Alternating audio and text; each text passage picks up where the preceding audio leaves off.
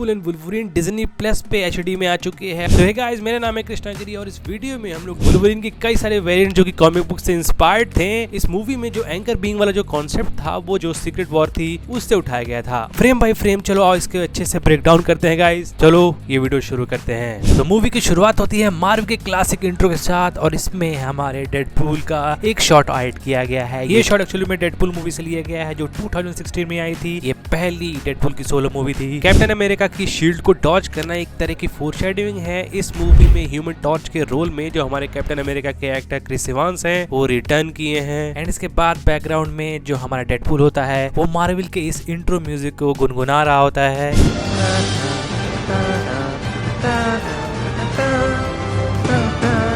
Marvel का ये logo red and yellow में चेंज हो जाता है। डेडपूल एंड वुल्वरीन का जो लोगो होता है वो भी इसी सेम कलर पैलेट को फॉलो करता है। एंड इसके बाद जो डेडपूल होता है वो इस बर्फ वाली जगह पे आता है। यहाँ पर लोगन की कब्र होती है। ये कब्र जो थी वो लोगन 2017 मूवी में दिखाई गई थी। लोगन की जो मूवी होती है वो डेज एंड फ्यूचर पास्ट के 5 ईयर बाद होती है, जहाँ पर जो एक्समैन के कैरेक्टर्स होते हैं वो एग्जिस्ट नहीं करते। पूरे प्लेनेट पे चार्ल्स और लोगन ही होते हैं जो एक्चुअली में बचे हुए होते हैं और बाकी जो म्यूटेंट्स होते हैं वो पुराने म्यूटेंट्स के डीएनए से बनाए हुए होते हैं। जो X-23 होती है वो इसकी बेटी होती है लोगन की, और लोगन की ये बेटी एक्चुअली इस मूवी में भी है। एंड लोगन को इन सबको बचाना होता है। मूवी में लोगन एक्चुअली में अपने ही क्लोन से लड़ता हुआ मारा जाता है और उसकी ये कब्र एक्चुअली में हमारी X-23 ही बनाती है। लोगन की इस मूवी की टाइमलाइन को ये लोग बिल्कुल भी नहीं छेड़ेंगे। ये बात पहले इन लोगों ने कंफर्म किया था जब इस मूवी की अनाउंसमेंट हुई थी, लेकिन डेडपूल ने बोला कि नहीं, हम ऐसा बिल्कुल भी नहीं करेंगे। हम लोग एक्चुअली में लोगन की एंडिंग के ऊपर मूद कर ही इस मूवी की शुरुआत करेंगे। लोगन का कब्र खोद कर उसका एडमेंटियम का जो पूरा स्कल होता है वो बाहर निकालता है और उसके बाद वहाँ टीवी वाले आ जाते हैं और फिर वो क्लासिक इंट्रो जो कि बहुत ज्यादा वायरल हुआ था रील्स के ऊपर, ये शुरू हो जाता है। एक्चुअली में गाना है बहुत पहले आया था बाय बाय, और एक्चुअली में मैंने इसको पहली बार इसी इंट्रो में सुना था। एंड इसके बाद मैंने 1000 बार सुना इसको और फिर भी उतना ही मजा आया जितने पहली बार देखा था। एंड उसके बाद डेडपूल जो होता है वुल्वरीन की तरह कॉस्प्ले करता है। एंड कॉस्प्ले करने के बाद कैमरा जो होता है वो धीरे धीरे उसके पास जा रहा होता है और वो पता नहीं कहाँ जा रहा है कैमरा। ऐसा ही सेम सिमिलर सीन पहली डेडपूल मूवी में भी हुआ था।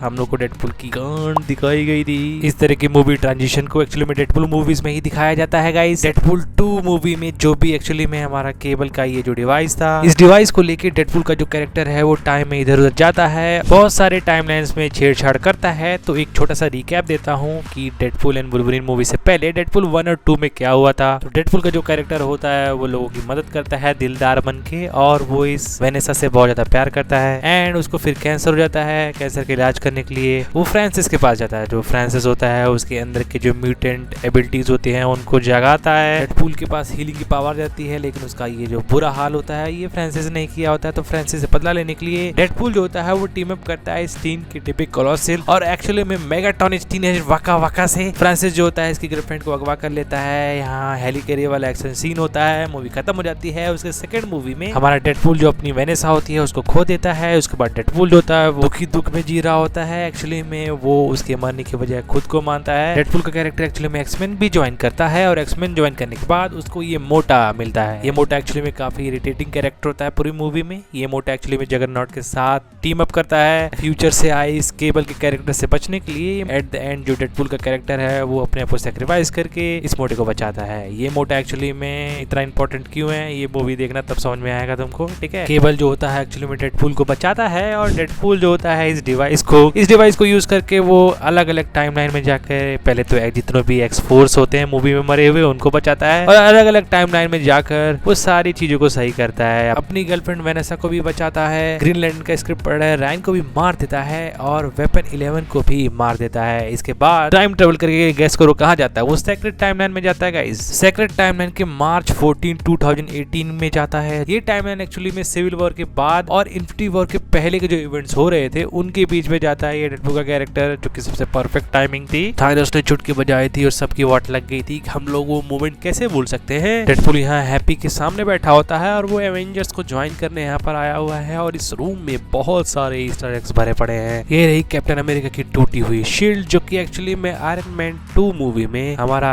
टोनी स्टार्क का कैरेक्टर यूज करता है। एज ऑफ अल्ट्रॉन का छोटा सा अल्ट्रॉन यहाँ भी रखा हुआ है ये विजन क्वेस्ट सीरीज में जरूर से वापस आएगा। एवेंजर्स एज ऑफ अल्ट्रॉन में जो आयरन ड्रोन्स थे उनके ऊपर इसने कब्जा कर लिया था मेंटली, एंड उसके बाद सुकुविया के इवेंट्स हुए थे जिसको यूज करके रॉस का जो कैरेक्टर था उसने एवेंजर्स को 2 टीम में बांट दिया था। फिर सिविल वॉर के इवेंट्स हुए थे। एज ऑफ अल्ट्रॉन में इसका पोर्ट्रेल अच्छा नहीं हुआ था तो विजन क्वेस्ट में इसको दोबारा लाया जा रहा है ताकि इसको कॉमिक एक्यूरेट दिखाया जा सके। टोनी का मार्क 5 आयरन मैन शूट भी यहीं पर रखा हुआ है जिसको वो सूट केस की तरह खोलता था और पहनता था। ये सबसे बेस्ट लगता है मेरे को। घूमता हुआ डिवाइस जो कि आयरन मैन 2 में देखने को मिला था, और एक्चुअली में ये आयरन मैन का ये आर्क रिएक्टर जिसको पेपर ने आयरन मैन को गिफ्ट दिया था। पीटर और टोनी का ये फोटो जिसको आयरन मैन के इस हेलमेट के साथ ढक के रखा हुआ है। ये एक्चुअली में इसलिए ढका हुआ बिकॉज अगर टॉम हॉलैंड का चेहरा वो लोग दिखाएंगे तो सोनी से परमिशन लेनी पड़ेगी। और एक्चुअल फोटो ये है जिसमें जो हमारा पीटर का कैरेक्टर है वो स्कॉलरशिप शायद पकड़ा हुआ है हाथ में और दोनों पीस का साइन दिखा रहे हैं। डेडपूल जो होता है अपने मुद्दे की बात पे आता है, बोलता है कि एवेंजर बनना चाहता है, लेकिन हैप्पी बोलता है कि नहीं, एवेंजर्स लोग इसलिए बनते हैं ताकि लोगों को उनकी जरूरत है। ओवरऑल हैप्पी जो होता है वो समझाता है वेड को कि जाओ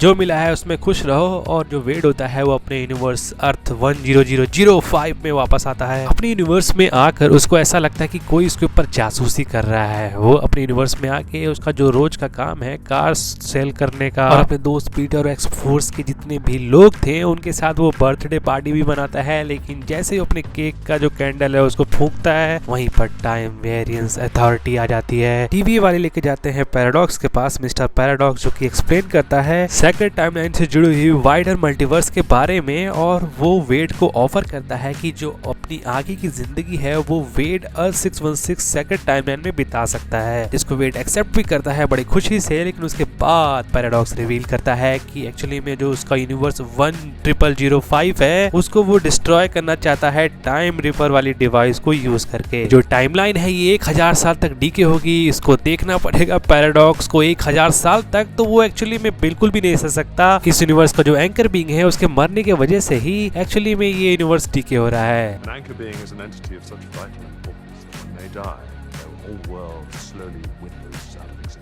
ये एंकर बीइंग जैसा सिमिलर कॉन्सेप्ट सीक्रेट वॉर्स की जोनाथन हिकमैन की जो कॉमिक बुक्स थी उसमें भी था, जहां पर मॉलिक्यूल मैन जो होता है वो बियॉन्डर्स के द्वारा यूज किया जाता है। बियॉन्डर्स ने मॉलिक्यूल मैन को यूज किया था यूनिवर्स की डिस्ट्रक्शन के लिए, और यही वजह थी कि इनकर्जन की वजह से पूरा ब्रह्मांड खत्म हो गया था। उसमें सारे यूनिवर्स के खत्म होने के बाद जब मल्टीवर्स तबाह हो गया था तो डॉक्टर डूम ने बियॉन्डर्स की पावर्स को यूज करके बैटल वर्ल्ड बनाया था। तो कुछ ऐसा ही हो सकता है हम लोग को एमसीयू मूवीज में देखने को मिलेगा। बैक टू द डेडपूल को लगता है कि इस यूनिवर्स का एंकर बीइंग वो खुद है, लेकिन पैराडॉक्स हंस के वो बताता है कि तुम नहीं हो इस यूनिवर्स के एंकर बीइंग। इस यूनिवर्स का एंकर बीइंग बहुत ही एपिक मौत मरा था, वो लोगन था। लोगन अगर इस यूनिवर्स का एंकर बीइंग है तो हमारे अर्थ 616 का एंकर बीइंग कौन है? 41 सेंचुरी में पैदा होने वाला नथानियल रिचर्ड्स यानी कैंग का कोई वेरिएंट होगा, या फिर हमारे यूनिवर्स में मरा टोनी स्टार्क ये हो सकता है एंकर बीइंग, या फिर कैप्टन अमेरिका हो सकता है एंकर बीइंग। कौन होगा तुम अपने हिसाब से कमेंट सेक्शन में बताना। मुझे लगता है कैंग का कोई ना कोई वेरिएंट होगा जिसके वजह से ये पूरी की पूरी सेक्रेट टाइमलाइन, ये वॉइड, ये पूरी की पूरी जो मैट्रिक्स है ये एग्जिस्ट करती है। शायद यही वजह रहा होगा जो लोकी को समझ में आ गई होगी, और लोकी ने पूरे लूम को तोड़ के सारी टाइमलाइन को अपने अंदर कंज्यूम कर लिया। बैक टू द मूवी, जो डेडपूल का जो यूनिवर्स है वो डीके हो रहा है, और जो पैराडॉक्स का कैरेक्टर है बोलता है कि पहले हम इन यूनिवर्सेस को प्रून कर दिया करते थे। टाइमलाइंस को प्रून करना बहुत ही नॉर्मल बात थी, ये हम लोगों ने लोकी सीरीज में देखा था, और हम लोगों ने ये भी जाना था कि जो लोकी है एक्चुअली में इसी चीज के सबसे ज्यादा खिलाफ था, और उसने लूम को तोड़ के लूम को अपने अंदर कंज्यूम ही इसीलिए किया था ताकि एक्चुअली में यूनिवर्स में फ्री विल आए। लेकिन ये पैराडॉक्स मैन का लौड़ा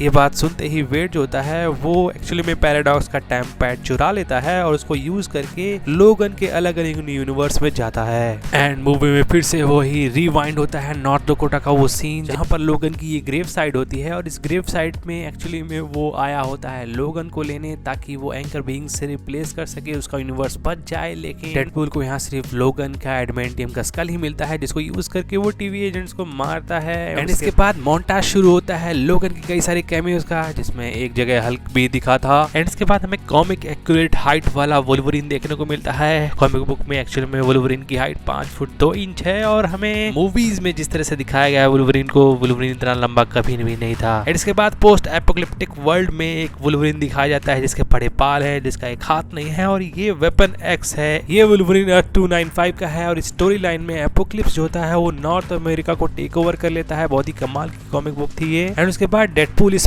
पैच वुल्वरीन वाले वेरिएंट के पास जाता है। ये एक्चुअली में जेम्स बॉन्ड टाइप बंदा होता है। उसके बाद डेडपूल ओल्ड मैन लोगन वाले वुल्वरीन के पास जाता है। ओल्ड मैन लोगन एक कमाल की स्टोरी लाइन थी जिसके ऊपर मैंने पहले भी वीडियोस में बात करी अपने। एंड इसके बाद वो जाता है इस जगह पर जहाँ पर जीसस जैसा वुल्वरीन देखने को मिलता है। यहाँ पर बहुत सारे स्कल्स होते हैं और लोगन को इस स्टोरी लाइन में रिवर्स ने काफी ज्यादा टॉर्चर किया था, जिसको लोगन 2017 मूवी में रिवर्स नाम से हटाकर मर्सनरीज रख दिया गया था। ये काफी अच्छा कॉल बैक था लोगन 2017 मूवी को लेकर। एंड इसके बाद डेडपूल इस वुल्वरीन के पास जाता है जो अपने क्लॉस निकाल कर रिवील करता है कि उसके पीछे हल्क है। टॉड मैकफार्लेन का द इनक्रेडिबल हल्क का एक बहुत ही अच्छा पोस्टर था ये, जिसको यहाँ पर इस मूवी में रिक्रिएट किया है इन्होंने। पीछे मुड़ के डेडपूल जब हल्क को देखता है तो वो बोलता है,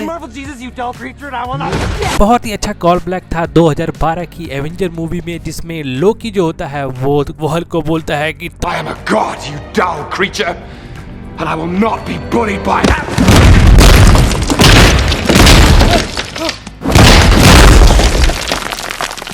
प्यूनी गॉड। ये लोकी मेरे को बिल्कुल भी पसंद नहीं है। एंड इसके बाद हम लोग को एक मस्कुलर वुल्वरीन दिखाया जाता है। पहले तो मेरे को लगता है ये है कौन इतना लंबा, लेकिन बाद में जैसे ही अपना चेहरा दिखाता है, अरे ये तो कैल्वरीन है, यही नाम से डेडपूल इनको बुलाता है। और एक्चुअली में मिशन इम्पॉसिबल का वो सिग्नेचर मूव करके डेडपूल को मार के वहां से भगा देता है। एंड इसके बाद डेडपूल जाता है ये वर्स्ट वुल्वरीन के पास। और यहाँ पर मैं इस वीडियो को रोक देना चाहूंगा बिकॉज इसका पार्ट 2 भी आएगा गाइस। डेडपूल एंड वुल्वरीन से रिलेटेड और भी बहुत सारी डिटेल्स थे जो कि इस वीडियो में मैं कवर नहीं कर पाया था, वो मैं आने वाली वीडियोस में भी कवर करूंगा गाइस। तो ये ब्रेकडाउन वीडियो तुम लोगों को अगर अच्छी लगी है तो लाइक एंड सब्सक्राइब कर देना गाइस। मैं मिलता हूँ तुम लोगों को किसी दूसरे वीडियो में किसी दूसरे टॉपिक पर बात करते हुए। तब तक के लिए बाय बाय।